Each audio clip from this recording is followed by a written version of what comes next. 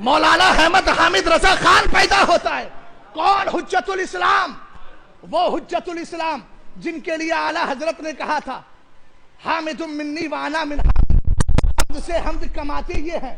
ہم نے کہا اعلیٰ حضرت آپ کے علم کو سلام ہو، آپ کے علم کو سلام ہو. استدلال بھی بڑا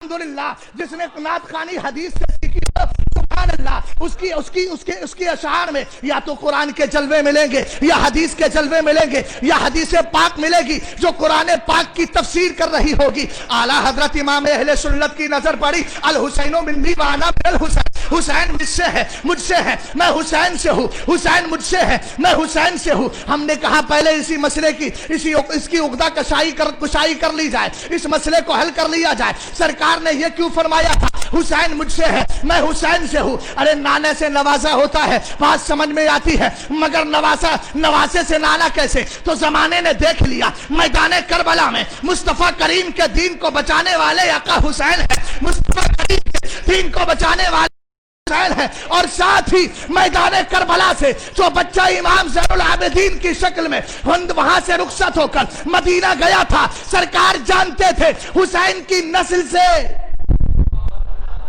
اگلا جملہ آپ بول دیجئے.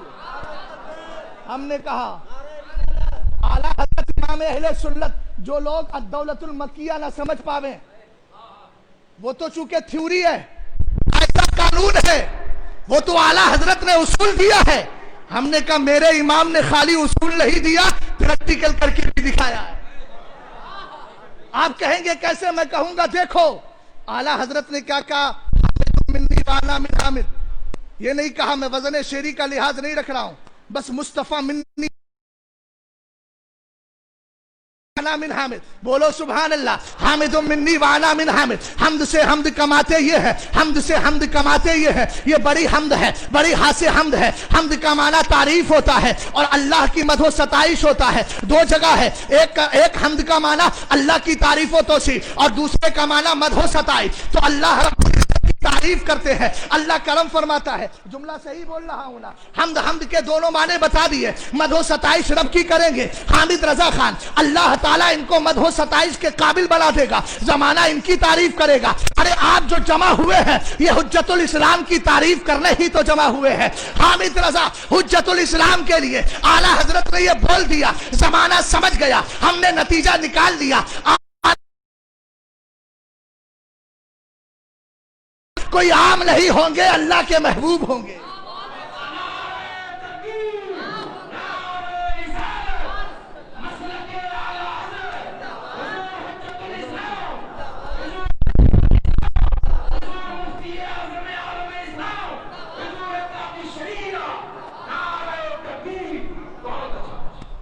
دوسرا یہ اعلیٰ حضرت نے جب آپ پیدا ہوئے تو نام رکھا حامد رضا.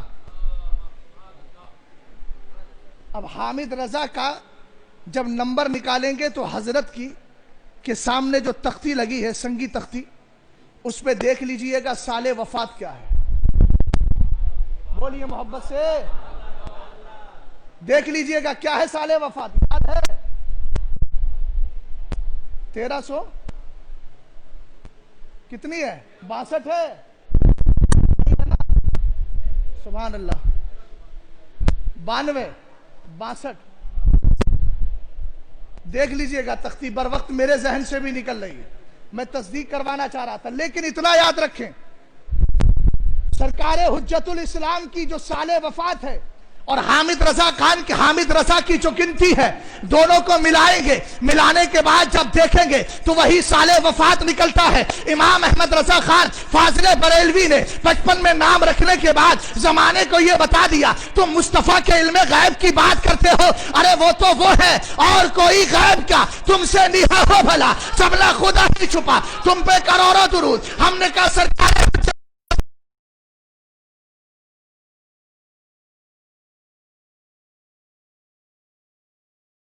کے غلام سے چیزیں چھپتی نہیں ہیں تو نبیوں کے امام سے کیسے چھپیں گی؟ مگر اعلیٰ حضرت امام اہل سنت رضی اللہ تعالیٰ عنہ، توجہ سید صاحب ادھر توجہ کیجئے. غوث اعظم تو پوری کائنات کو نظر تو الہ بلاد اللہ جمع کا خردلۃ علی حکم اتصالی غلام کو میں بھی دیکھ لیتا ہوں ایک وقت میں. توجہ ہے؟ ہاں اس لیے نظریں مت ہٹائیے گا, بس میری طرف ڈٹائیے, ہٹائیے نہیں, اور محبت سے بولیے سبحان اللہ, اور پیار سے بولے سبحان اللہ.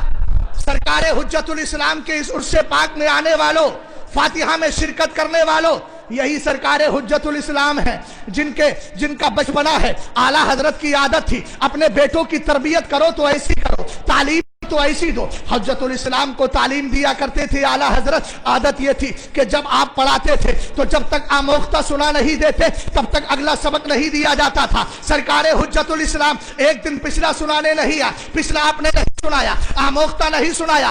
سرکار حجت الاسلام کو آپ نے چلال میں آ کر ایک تھپڑ رسید دیا. سرکار حجت الاسلام کی دادی آپ اعلیٰ حضرت کی والدہ بڑی محبت کرتی تھی اپنے پوتے سے. قریب آئی, آنے کے بعد آپ نے ایک تھپڑ, ایک ہاتھ امام اہل سنت کے رکھا. قربان جائے اعلیٰ حضرت کی تربیت پر, قربان جائے امام اہل سنت کے تعظیم پر, ماں کے ادب و احترام پر. یہی درس لے کر کے جائیے گا. سرکار اعلیٰ حضرت نے اپنی پیٹھ کو جھکا دیا ہے, سبحان اللہ, ٹیڑے ہو گئے, اعلیٰ حضرت فرمایا امی جان اور ماریے, بولے سبحان اللہ, امی جان اور ماریے. اس میں لفظ یہ ہے امی جان اتنا ماریے کہ آپ کا غصہ فرو ہو جائے, آپ کا غصہ ختم ہو جائے. سرکار حجت الاسلام کی تربیت کے معاملے میں جب اعلیٰ حضرت کے ہاتھ پڑا, آپ نے ایک ہاتھ کھایا, اس کے بعد پھر دوبارہ آپ کی والدہ نے جلال میں آ کر جب آپ نے اتنا کہا امی جان اتنا مارے آپ کا غصہ ختم ہو جائے, آپ جھک جاتے ہیں, ہاتھ پھر دوبارہ مارتے ہیں. مارنے کے بعد جب غصہ ختم ہو جاتا ہے سرکار اعلیٰ حضرت پھر پڑھانے میں مشغول ہو جاتے ہیں. مگر قربان جائے اس ماں پر جس ماں نے یہ کہا تھا, جب بھی آپ یہ واقعہ ذکر کرتی تھی آنکھوں میں آنسو بھر لاتی تھی, کہتی تھی مولا اتنے بڑے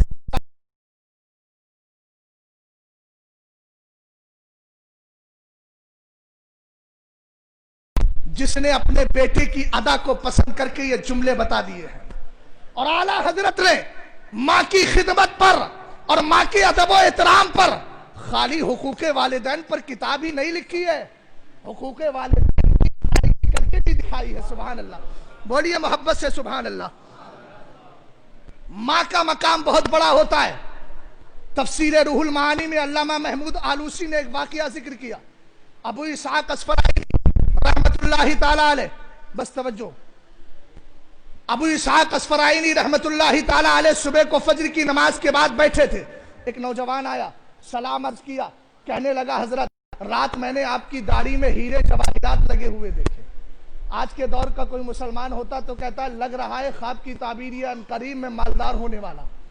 یعنی معبر سے تعبیر بعد میں معلوم کرتا ہے, پہلے ہی تعبیر سوچ کر آ جاتا ہے.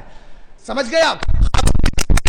اتنی جلدی فیصلے نہیں کرنا چاہیے. بہرحال وہ آئے, حضرت ابو اسحاق اصفہانی نے اس سے ایک جملہ فرمایا, صدقتا, تو صحیح کہہ رہا ہے, مسحت لحیتی قبل مسحت لحیتی تحت قدم امی قبل ان نمت وہذا من ذاک.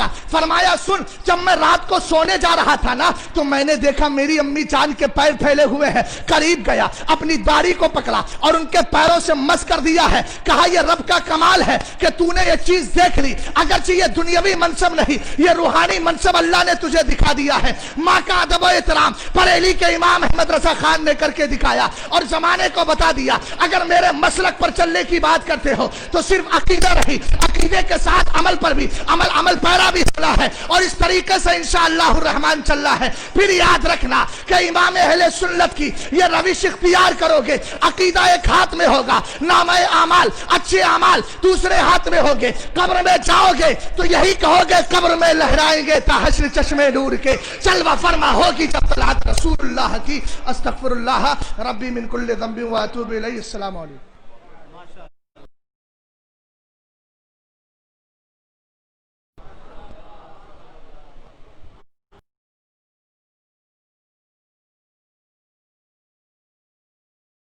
کا ذرا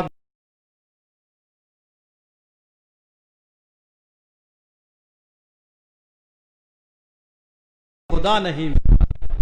حضرات اب میں گزار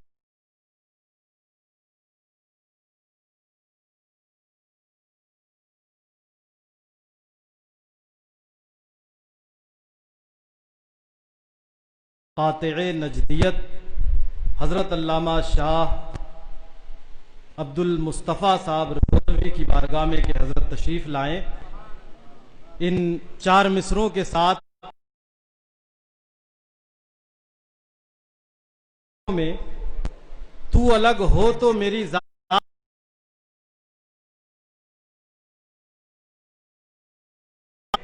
آؤ سرکار دو عالم کے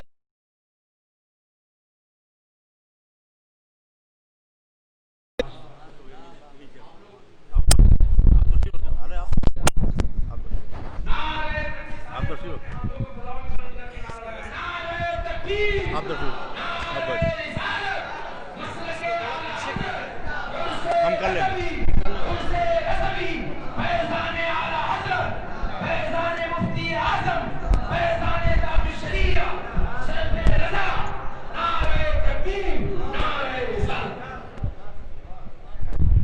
السلام علیکم ورحمۃ اللہ وبرکاتہ. نحمده ونصلی علی رسولہ الکریم، اما بعد فاعوذ باللہ من الشیطان الرجیم، بسم اللہ الرحمن الرحیم. ان اولیاءہ الا المتقون، صدق اللہ العلی العظیم وصدق رسولہ النبی الامین الکریم. شہریار حرم، تاجدار حرم، نوبہار صفات، شب اسراء کے دولہا، مصطفیٰ جان رحمت جناب محمد الرسول اللہ صلی اللہ علیہ وسلم کی بارگاہ بے کس پناہ میں عقیدت و احترام سے درود و سلام کی نظریں پیش کریں. اللہم صلی علی سیدنا و نبینا مولانا محمد ماذ الجود والکرم وعلی آلہ وآلہ وسلم صلاۃ و سلام علیک یا رسول اللہ. جامعۃ الرضا کے عظیم المرتبت کرام یہاں جلوہ بار ہیں. علماء اہل سنن کا ایک اچھا خاصا نورانی قافلہ یہاں موجود ہے.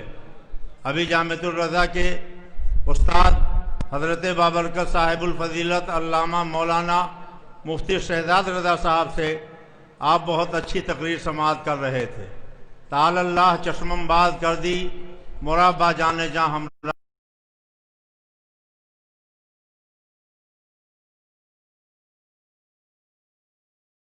اس سعادت میں مجھے بھی شرکت کا کچھ موقع نصیب ہو گیا. چند باتیں عرض کرنا چاہتا ہوں. اللہ تبارک تعالیٰ قبول فرمائے اور اس سے پاک کی برکتوں سے ہم اور آپ کو مالا مال فرمائے.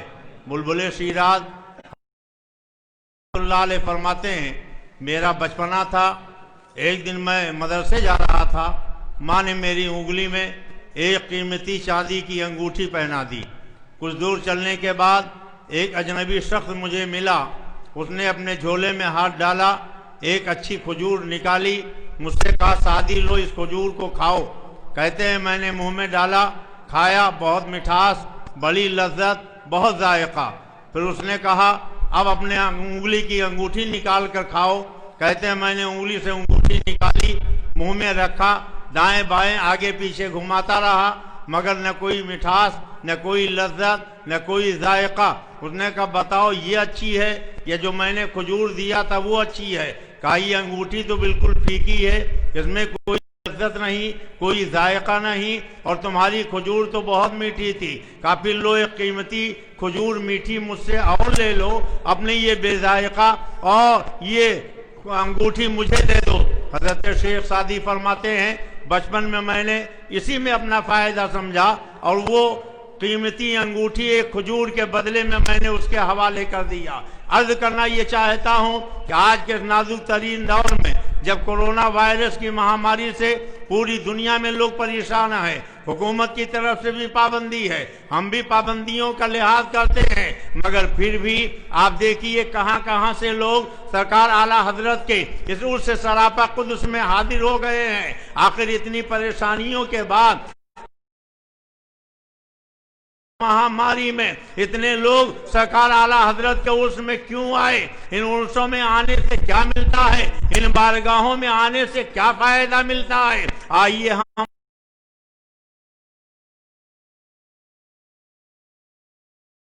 ہمیں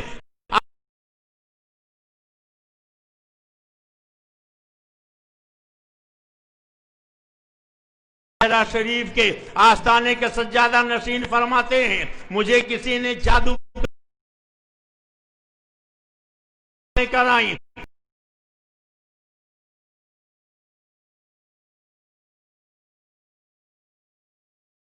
علماء نے کہا بیٹے علاج سے بھی اب بہت تنگ آ گئے ہیں اور تمام عاملوں کو بھی دکھا دیا ہے، تمہیں فائدہ نہیں ہوا،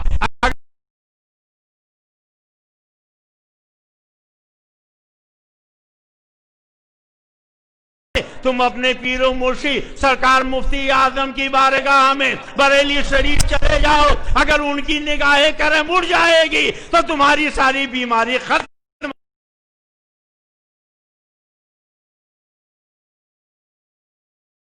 فرماتے ہیں میں جب چلنے لگا تو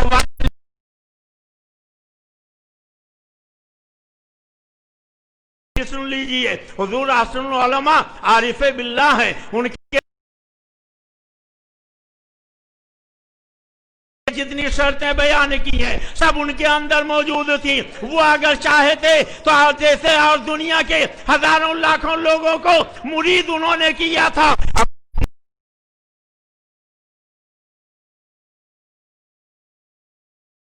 بھی مرید کر سکتے تھے۔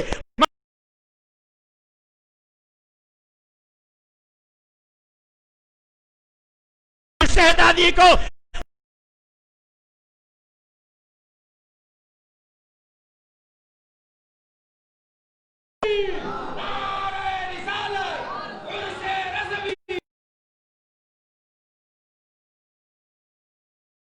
کیسا کیوں ہوا؟ سرکار علماء چاہتے تھے کہ سارے بڑے اور میں مارہرہ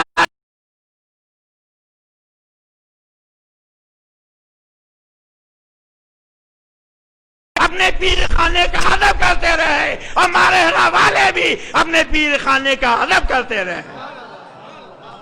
حضور احسن العلماء نے فرمایا بیٹے رکو، میں ایک خط لکھتا ہوں۔ انہوں نے سرکار مفتی اعظم کے نام ایک خط لکھا، میں اپنے بیٹے کو آپ کے خدمت میں بھیج رہا ہوں، اسے کسی نے سحر کر دیا ہے، آپ اس پہ نگاہ کرم ڈال دیجئے۔ سرکار مفتی اعظم گھر میں تشریف فرما تھے، صاحب سجادہ آستانے کے مارہرہ شریف کے اس وقت کے اپنے والد گرامی جو اس زمانے کے صاحب سجادہ تھے ان کا خط لے کر آئے، اور جب معلوم ہوا کہ حضرت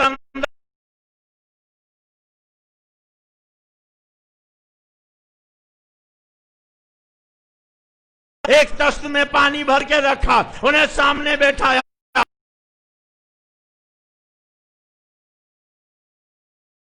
ڈالنے لگے، وہ فرماتے ہیں مجھ سے کہا تم پانی کا رنگ دیکھو، میں دست کے پانی کو دیکھ رہا تھا، کبھی وہ لال ہو جاتا تھا، کبھی پیلا ہو جاتا تھا، کبھی نیلا ہو جاتا تھا، کبھی ہرا ہو جاتا تھا، اور سرکار مفتی اعظم اس طریقے سے عمل فرماتے رہے۔ کچھ دیر کے بعد سرکار مفتی اعظم نے فرمایا اللہ اب تمہاری ساری تکلیف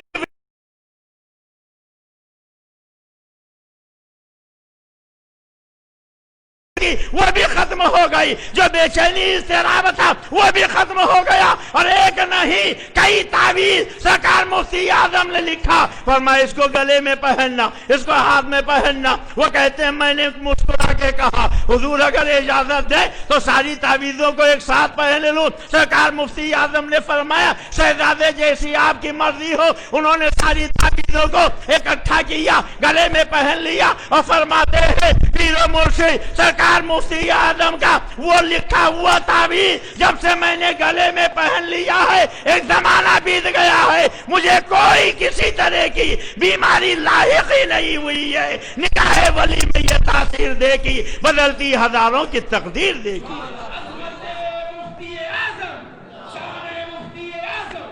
اور جب مارہرہ شریف کے آستانے کے سجادہ نشین کی بات آپ نے سنی تو نائب وہ بھی فرماتے ہیں ایک مرتبہ میں اپنے پیر و مرشد سرکار مفتی اعظم کے عرس میں شرکت کے لیے مارہرہ شریف سے بریلی شریف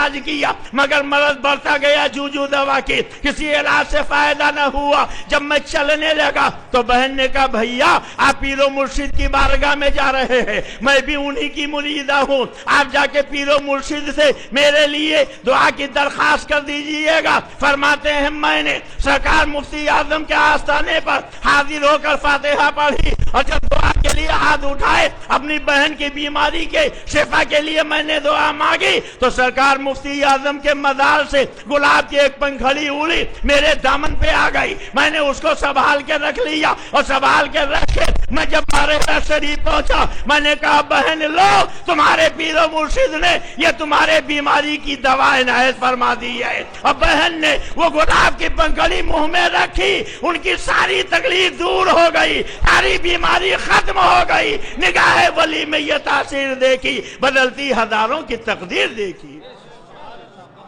आज सारी दुनिया क्यों बरेली को इतना मानती?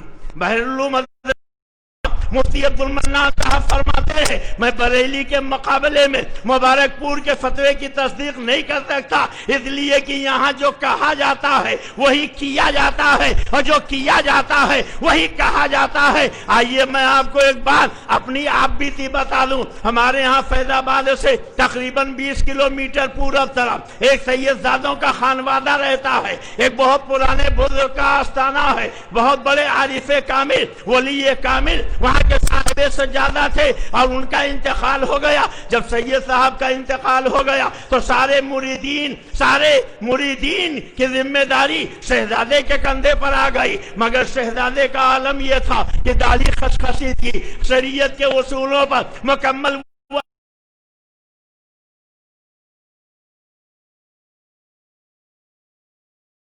मैं न तो वालिद से मुरीद हो सका न मुझे खिलाफत मिल सकी। अब सारे मुरीदों का बोझ मेरे कंधे पर आ गया है तो मुझे कहीं से मुरीद करवा दीजिए, कहीं से खिलाफत दिलवा दीजिए। अल्लाह का शुक्र है कि कम से कम 15 साल तक मैंने सरकार मुफ्ती आजम की जूतियां सीधी की है, उनकी कदम बोसी की सआदत हासिल की है। लोगों ने कहा आप जाइए, आप ही ये काम कर सकते हैं। उन्होंने सैयद साहब ने कहा आप मुझे लेकर चलिए। फैजाबाद से लेके बरेली शरीफ आया, मैंने रास्ते ही में कह दिया था उम्मीद तो कम है कि आपको खिलाफत मिल जाए, मगर फिर भी आप कह रहे हैं तो मैं चलता हूं। सरकार मुफ्ती आजम की बारगाह में जब सैयद साहब को लेकर हाजिर हुआ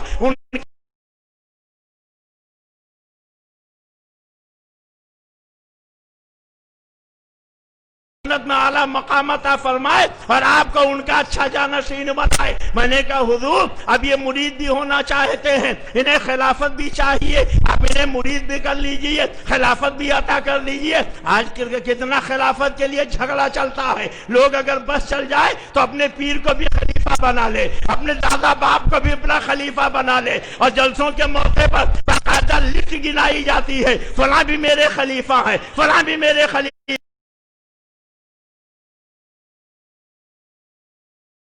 खानवादे के शहजादे तशरीफ लाए थे जिनके पूरे मुल्क में हजारों नहीं लाखों मुरीदीन थे। अब उनका बेटा आया था सरकार मुफ्ती आजम से मुरीद होने के लिए।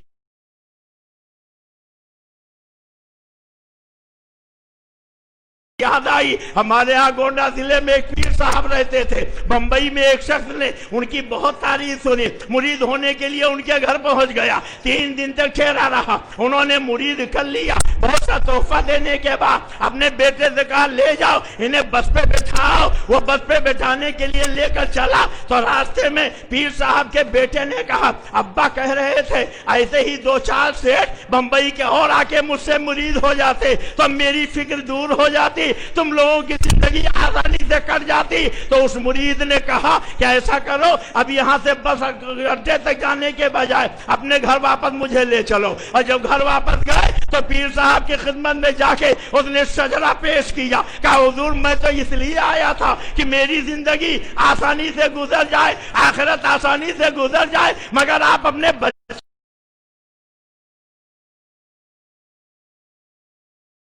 मुझको ऐसा पीर नहीं चाहिए। अल्लाह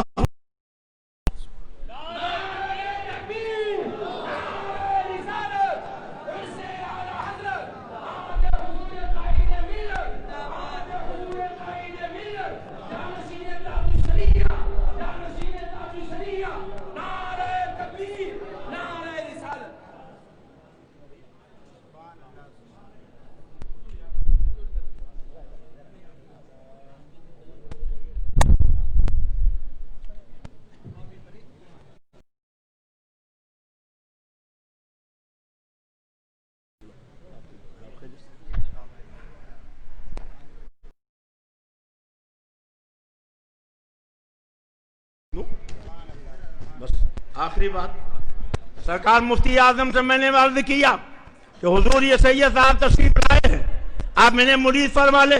سرکار مفتی اعظم نے مرید کر لیا. پھر میں نے کہا انہیں خلافت بھی عطا فرما دیں، اس لیے کہ ہزاروں مرید ان کے والی چھوڑ کر گئے ہیں، سب کی ذمہ داری ان کے کندھے پر آ گئی ہے. تو سرکار مفتی اعظم نے فرمایا کہ شہزادے کی داڑھی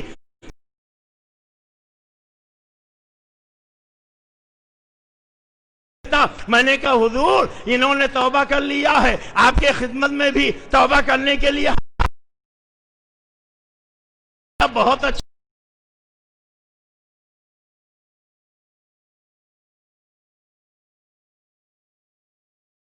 گی تب لے کر آئیے گا، تب میں انہیں خلافت دے دوں گا. پتا چلا یہ بریلی شریف ہے جہاں کے قول فعل میں کوئی تضاد نہیں ہوتا ہے. اگر آپ تاج الشریعہ کے اسیر ہو، اگر آپ مفتی اعظم کے اسیر ہو، اگر آپ اعلیٰ حضرت کے اسیر ہو، آپ اگر حجت الاسلام کے اسیر ہو، تو ایسے کردار و عمل کو اپناؤ جس کا حکم اللہ اور رسول کی طرف سے آپ کے لیے اجازت ہو. حضور اعلیٰ حضرت نے آپ کو حکم دیا ہو، حضور مفتی اعظم نے آپ کو حکم دیا ہو، حضور حجت الاسلام جن کے قل شریف کی یہ تقریب ہے وہ تو اعلیٰ حضرت کے آغوش ولایت میں پڑھے ہیں، اعلیٰ حضرت کے آغوش ولایت میں بڑھے ہیں، اعلیٰ حضرت کے آغوش ولایت میں انہوں نے بیٹھ کے سیکھا ہے. ابھی حضرت مفتی صاحب حضرت امام حسین کی بات کر رہے تھے. یہ امام حسین سید عالم کے نواسے ہیں اور ایسے چہیتے نواسے ہیں کہ آپ نے بارہا سنا ہوگا کبھی کبھی آقا دو عالم اپنے شہزادے اپنے آغوش نبوت میں لٹا لیتے تھے، اپنی زبان مبارک منہ میں ڈال دیتے تھے، فرماتے تھے شہزادے لو میری زبان چوسو. نواسا اپنے نانا کی زبان چوستا تھا. بظاہر دنیا یہ سمجھتی تھی نواسا نانا کی زبان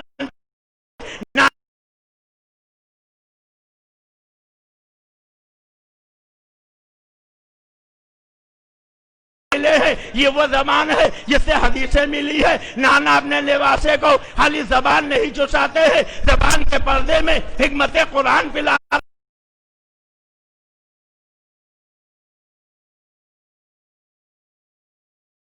میرے پینے میں. سرکار حجت الاسلام وہ ہے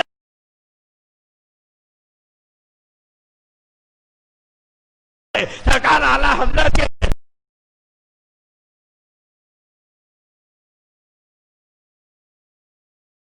اسلام کا کیا عالم ہوگا.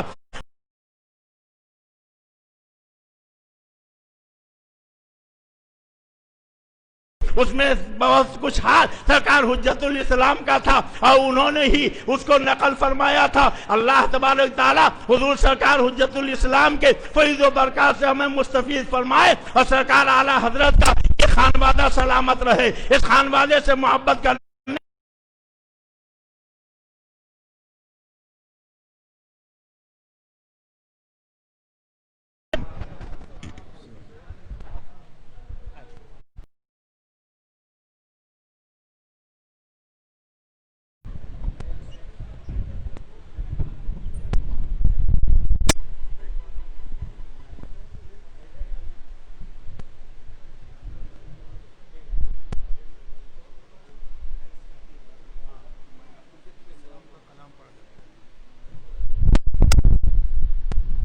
السلام علیکم ورحمۃ اللہ وبرکاتہ. سیدی سرکار حجت الاسلام رضی اللہ تعالی عنہ کے شریف کی تقریب قریب سے قریب تر ہے. حجت الاسلام رحمۃ اللہ تعالی علیہ کے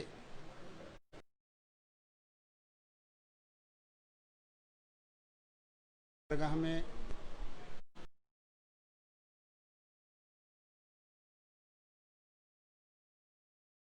سیدنا و مولانا محمد معدن الجود